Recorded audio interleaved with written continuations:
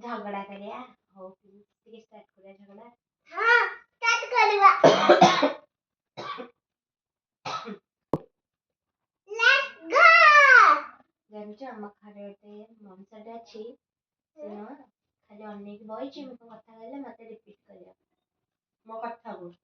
ମୁଁ ମାରିକି ଭର୍ତ୍ତା ବନେଇକି ଚିତ୍ତର ପିତ୍ତର କରିଦେଇଛି। କାହାକୁ? ସେ ଲୋକଟାକୁ। ସେ ଲୋକଟା କିଏ ଜାଣିଛୁ? କହିଲୁ ତୁ ନିଜେ।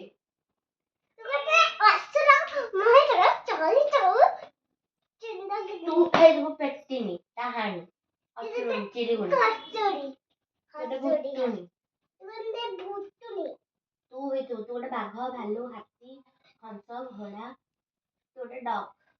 ତୁ ଗୋଟେ ଘୋଡ଼ା ଗାଡ଼ି ବୁଗୁ ତୁ ଗୋଟେ ଆସିକି ମୋ ଘରେ ରହୁଛି ମୋ ଘରେ ଶୋଉଛି ଆଉ ଖାଇକି ପିଉଛି ଆଉ ଏଠି ପାଲା ଚଲାଉଛି ଆଉ ମୋ ଘର କିଛି ନାହିଁ ବୋଲି। ଏଇଟା ମୋ ଘର ତୁ ବାହାରେ ମୋ ଘର। ତୋ ଘରକୁ ଅନ୍ୟ କିଛି ନାହିଁ। ତତେ ଦେଖି ମତେ ମାୟା ବଇଲାଣି। ଏଇଟା ମୋ ଘର ଏଇଟା ମୋ ଘର। ଏଠି ତୋର ତୁ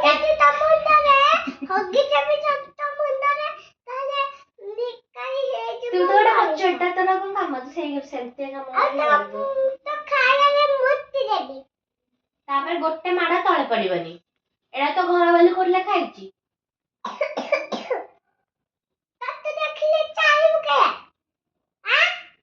କଣ ବେ?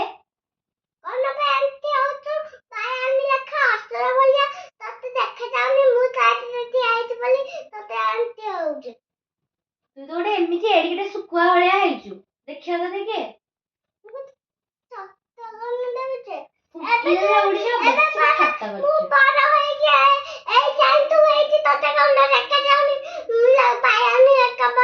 ନାଇଁ ତୁ ବାୟାଣୀ ତୁ ମେଣ୍ଟାଲ ତତେ ନେଇକି ମେଣ୍ଟାଲ ହସ୍ପିଟାଲ ଛାଡିଦବା କଥା।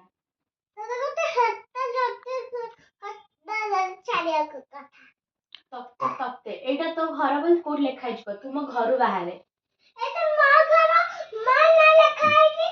କୋଉଠି ଲେଖା ହେଇଛି?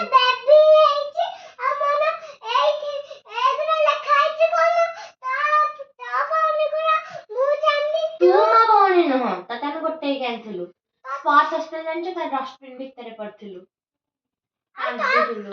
ତତେ ଘର ଲୋକ ଛାଡିକି ଆସୁଥିଲେ ମାନେ ତୋ କାନ୍ଦ ଶୁଣୁଥିଲେ ହେଲେ କହିଲେ ଥାଉ ବା କିଏ ଗୋଟେ ଛାଡି ଦେଇକି ପଳେଇଥିବ। ମୁଁ କହିଲି କି ଥାଉ ପିଲାଟା କାନ୍ଦୁଛି ନେଇଯିବା ବୋଲି ତାପରେ ଆଣିଲେ ପଚାରି ଡଷ୍ଟବିନରେ ପଡିଥିଲୁ। ରିଅଲ ମା ବାପା ତାକୁ ଡଷ୍ଟବିନରେ ପକେଇ ଦେଇକି ଯାଇଥିଲେ। ମତେ କାହିଁ ଲାଜ ଲାଗେ? ତତେ ତ ଲାଜ ଲାଗୁନି ଆମ ଘରେ ଆଇକି ବଇଛୁ। ହାତ ଉଠାନି ଛେଚେଇ ଦେବି।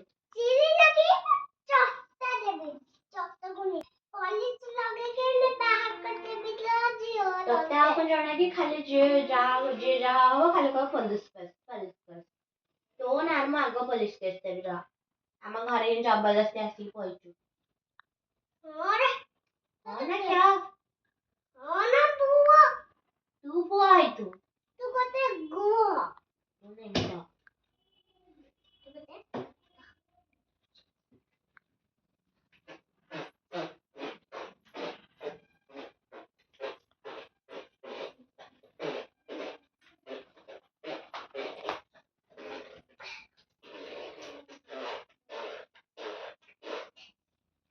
अन्ना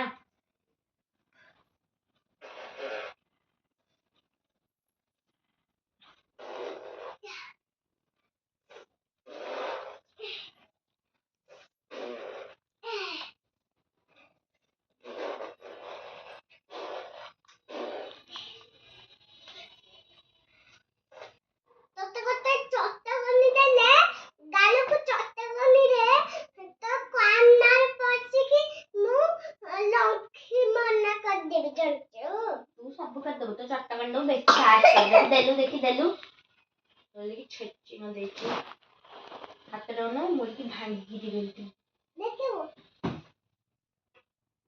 तो निज हाथ काटियो मत थोड़ी ना काटिया बड़ो ना आओ बड़ा भल्ले रे बड़ा नहीं एठी बड़ा एठी हां ଗଦିକୁ ନୁହଁ ଏଠିକି